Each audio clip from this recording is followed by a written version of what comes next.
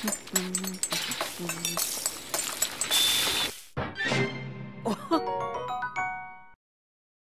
guys, Normaki here, and today I figured we'd do something a little fun. I'm pretty sure a lot of you guys are like this, but I like to eat. I like food, okay? I like all kinds of, that's a lie. That is a lie. Hold on one more second. I like almost all kinds of food. Like, you'll never catch me drinking soda or eating bacon, but like only because I'm not frying the bacon. I'm like deathly afraid of bacon, and I know I'm grown, but I won't be told otherwise. Anyways, I like food, and I like to cook food. So much, in fact, that I started learning recipes for different foods that you can cook in Legend of Zelda Breath of the Wild. And so today I figured that we would learn how to make one of my favorite dishes, salmon meuniere. So salmon meuniere is a French dish. This is the real life version. Salmon meuniere is a French dish where you take salmon slices and you dredge them in flour and then you fry them in the skillet. And then after they're done frying, you cover them in this delicious butter, lemon, garlic sauce, right? The word meuniere comes from like flour miller's wife or something like that. I really don't remember. I'll probably just right there. But basically the name of that comes from the fact that you dredge it in the flour, and that's really kind of it. It's a really basic recipe. It's not something that you have to be fancy and rich to make. It's actually pretty easy and doesn't take that many ingredients. Like, I can make this for pretty cheap. I don't exactly know how much I spent on the ingredients because I had quite a few of them here already because I make it like twice a month. But it's really, really good, and it's a very easy one, and I encourage you to try it. And when you try it, you can watch along to this video because I'm gonna explain everything, or as much as I physically can. Like, I'm not Rachel Ray, I can't. So yeah, backstory on salmon meuniere. So in The Legend of Zelda, you eventually at some point in your journey, because the journey is not linear for the first time, I cannot wait for the second one to come out, oh my god, but you eventually make your way to Rito Village, right? And in Rito Village are a whole bunch of side quests, just like the rest of the world you go through. One of those side quests is called, I think, something like singing practice or recital. It's recital at something. I don't remember what it is.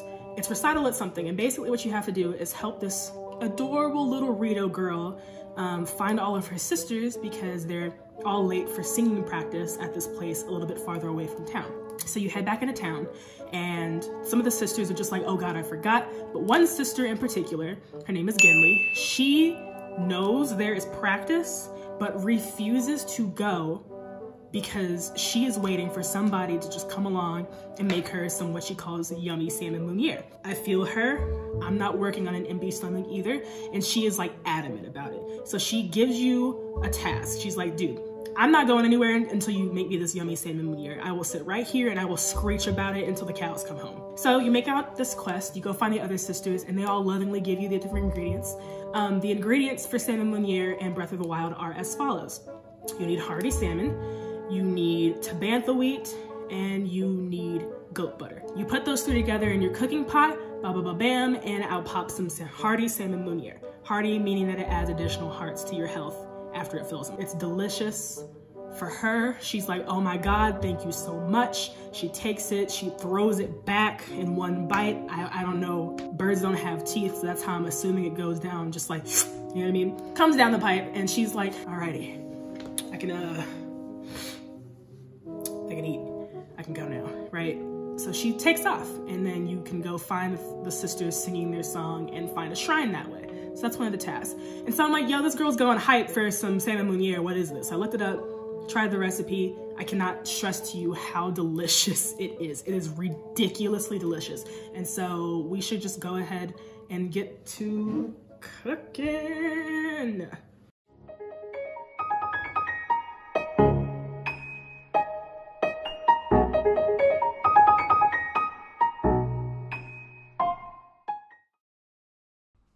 Okay, so this is really just me taking apart my garlic cloves. I think the simplest way for me to take apart my garlic cloves is to pull off the cloves still with the skin on it, put it onto a cutting board, and then take the flat end of your knife, smash the garlic just a little bit, not enough to squish the crap out of it, but just a little bit, and then you can peel the skin off pretty easy. And that's really just what I'm doing here. Cool tip to have, you know what I mean? Okay, so after all of that is done, this is just me squishing up the garlic. It works better when you're making your sauce if the garlic's squished. It lets the juice out, but then you don't have the texture of your cut up garlic if you were to mince it or something else. Then for parsley, what you're gonna wanna do is take all of the leaves off of your fresh parsley. Fresh parsley is going to work so much better for this. Fresh parsley just tastes better, it actually smells pretty good, and it makes for a really beautiful presentation in your sauce when everything is said and done. So take all those leaves off of that parsley and just put them into a bowl, just, you know, for organization purposes. You're gonna need quite a few, that's why it looks like I'm pulling off a ton of leaves, but that's because when you chop it up, it actually isn't that much. Okay, so once that's done, I'm just dumping it out right here on the cutting board, and then I'm going to chop it to bits. It's gonna take you a couple of minutes because the leaves are gonna get all out of control. You can see I'm trying to keep them in order right there. It's gonna take you quite a bit of time, and by quite a bit of time, I mean like 35, 40 seconds. I'm just really impatient and would really wish that this would have gone faster, but it's actually incredibly important that you do the chopping. It doesn't need to be like pulverized or anything, but you do want the pieces fairly small because it's going into your sauce, and the last thing you want is a giant piece of leaf getting stuck in your teeth. Like, this isn't a salad, this is just good herb and good garlic to keep the flavor going in there, you know what I mean? Honestly, parsley is like one of my favorite things. Fun fact, parsley is actually a really good alternative if you're like me and you can't stand cilantro. And no, it's not because I'm picky, it's that I have that gene that makes it taste like soap. So you can come for my neck in some other video. I have no control over the fact that I can't stand cilantro, but I can. And so for everyone like me, parsley is a wonderful alternative. It has almost the same effect, but it does not taste like you just shoved a freaking bar of Dove soap into your mouth, I promise. Oh look, I'm almost done chopping the parsley, thank God. See, I told you it takes just a little bit of time. And once you have it, that's about the size you're gonna want your parsley to be. Okay, so you do not need a lot of lemon juice. Like, this is 1 lemon, and look how much lemon juice I'm gonna put in here. I bought this lemon juicer thing from Williams and Sonoma. It's amazing, it was like $20, and it is so worth it. Lemonade doesn't take that much time. Okay, look how much lemon juice I made. That's it. I didn't even squeeze the entire lemon out. You do not need that much, I promise. Okay, so for the salmon itself, it is a really good idea if you let it get to room temp so that it cooks evenly, and then pat it dry with a paper towel before you season it, just because wet salmon's kind of gross. Season it generously. I'm using kosher salt. I like it a little bit thicker, a little bit more coarse. I think the salmon sucks it up really well. And then season it generously with pepper. I'm black, as you can see. I like to season my food very well. That said, if you're not like that, that is perfectly fine. You season it to how you want it to taste, but season enough that you do taste it. Same thing is gonna go for the other side of the fish. Skin and non-skin sides of the salmon really shouldn't be treated any different at any point in this cooking process. They cook the same, one just looks different. Most of the time when you buy salmon at the grocery store, it's already like descaled. If you for some reason already have some salmon in your kitchen and it's not scaled already, you might want to go get some detailed salmon, because I don't know how people get the scales off. I just don't. Okay, so now it's time for the cooking. I just poured just a little bit of olive oil in there, and then I'm gonna go ahead and take just 1 tablespoon of butter and melt that in my skillet over medium-high heat. So this takes quite a bit of time. I don't know why I do this. Some people say it helps the melting go faster. I think it's like a psychological thing. It makes me feel like the melting is going faster just to coat the skillet like this. And also because I'm bored, because I prepped everything ahead of time, so I just gotta stand here. Okay, so once that's heated, take flour, pour it out onto a plate. Not a whole lot, just enough to do this. This is called dredging. You're going to cover all sides of your salmon fillets in this flour. So make sure you get it on the outsides as well as both the skin and the non-skin piece, and then just lay that flat into your skillet. This is seriously so fun to watch. Like, I'm watching myself do this right now.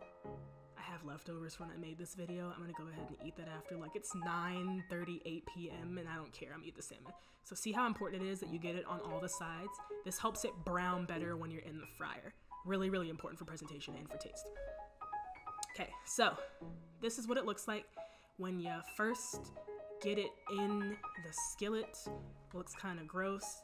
It doesn't take as long as you think. Really, you only want to keep it on the skillet for about 3-ish, maybe 4 minutes per side.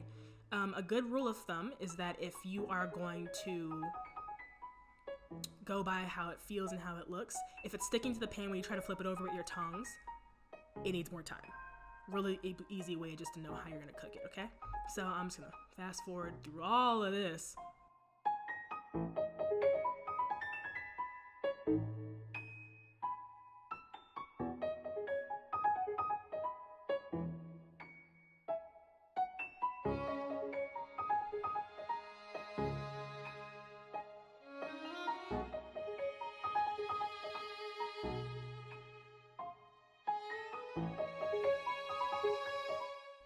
Okay, so this has gotten to be brown. You can see all the butter is starting to get dark. So I'm gonna go ahead and flip this now. There's no easy way to flip half-cooked salmon. Like, it's gonna bunch up on one end. The skin's like half attached. But I did a pretty good job with this fillet. I have had less success with other bouts with this fish. So you can see, that's what it looks like. Nice and brown, not too dark. It looks kind of buttery. I don't know why, but it reminds me of bread. It's really crispy and flaky. It is so good. So you're just gonna do the same thing for this side. Really good rule of thumb is you take the flat side of your tongs and press down your salmon on either end, because after that first side has cooked, the salmon starts to like flip up on itself, so it looks more like a boat as opposed to a piece of fish. So that helps those ends that are now sticking up to cook as well. That's really important. You don't want undercooked pieces of your fish. You just don't. Trust me. Food poisoning. Alrighty, so this looks to be about done to me. Look at that beautiful footage of that fish. Oh my god, I am so hungry. This is gonna go so well, this dinner, this late night dinner. This is just me. I like to feel it. It feels a little bit pushy, but not like hard, but also not super soft. It's a nice medium balance. You can look at the side and tell if it's not pink anymore, if it's like a whitish pink, all of the inside of your fish is cooked. That's a really good rule of thumb if you wanna make sure you don't have like the inside, and having it be room temp helps that cook evenly. Otherwise you'll have raw in the middle because the middle is just too cold. But the outside's burnt and you don't want that either. Okay, so what you do now when everything is cooked is you take these salmon fillets and you put them onto a plate. We're not done, just this is really important. Take it, pick it up on the side, on the front. I struggle all the time, but put it onto a plate. And then the next part is going to be so important, so important. Okay, so you're going to take this and you're going to cover the plate with the fish in foil. This is gonna keep the fish warm while we quickly make the sauce. The sauce shouldn't take that long. It takes maybe like, however long it takes garlic to cook and some butter, but this keeps it warm in the meantime, okay? All right, so I cleaned out my skillet just so this would be a little bit easier for us. Do what you're gonna do, just use another skillet, use the same skillet, whatever floats your boat. So this one requires, I think I'm using 5 tablespoons of butter. It is a lot of butter, but that's because you're making a lot of sauce. Here I go again, being bored, trying to help this butter melt a little bit better. Spread it around. Like, if somebody knows if this is actually worth my time, let a girl know, because really, I do this for my own benefit. I have no idea if this actually makes any difference.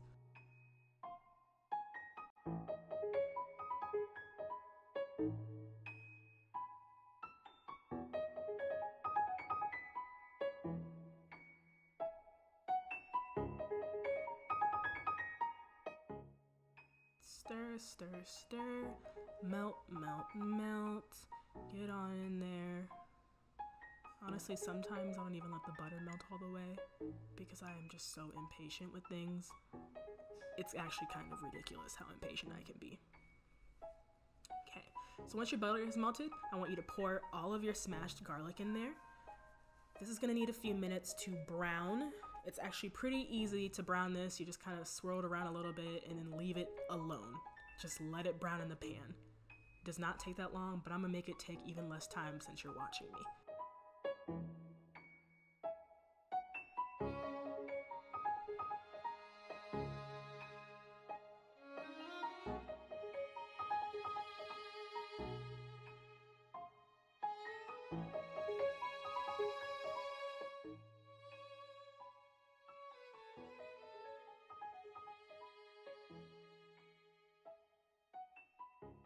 Yeah, don't that look beautiful? That's what browned garlic is gonna look like. Not burnt, but just brown, okay? So swirl it around, the garlic has gotten a little brown, that color is golden brown, and that's actually what you want. It's gonna look so good when you pour it over your fish. You have no idea. So this is me just making sure everything is cooked. Now here's the most important part. Turn that heat all the way off, and then what you're gonna do is take the skillet and move it off of your heating element. That way it doesn't continue to cook. This part's important. You're gonna pour that lemon juice into the skillet. Be careful. Like, it pops. Look how far I backed away from the skillet. It pops a lot because there is water in the juice. And then go ahead and add your parsley into that as well. Parsley doesn't really change color in hot liquids. I don't know why. Stir that around a little bit just until your sauce starts to calm down, because it's been pop, pop, pop, pop, snap, crackle, pop this entire time. It needs to shut up before you pour it on anything. Alrighty, so this is what you do. You pour that directly onto your fish. Get it all in there. Pour the garlic, everything. Fish is really good about absorbing sauces. Oh my God.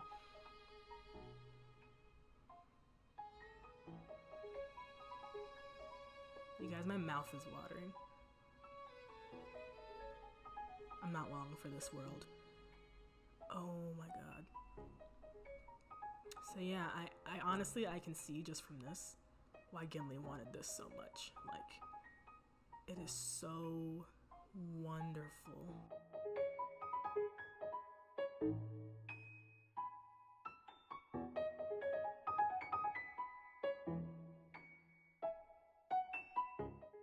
Okay, and that is our finished product, Yummy Salmon Meuniere.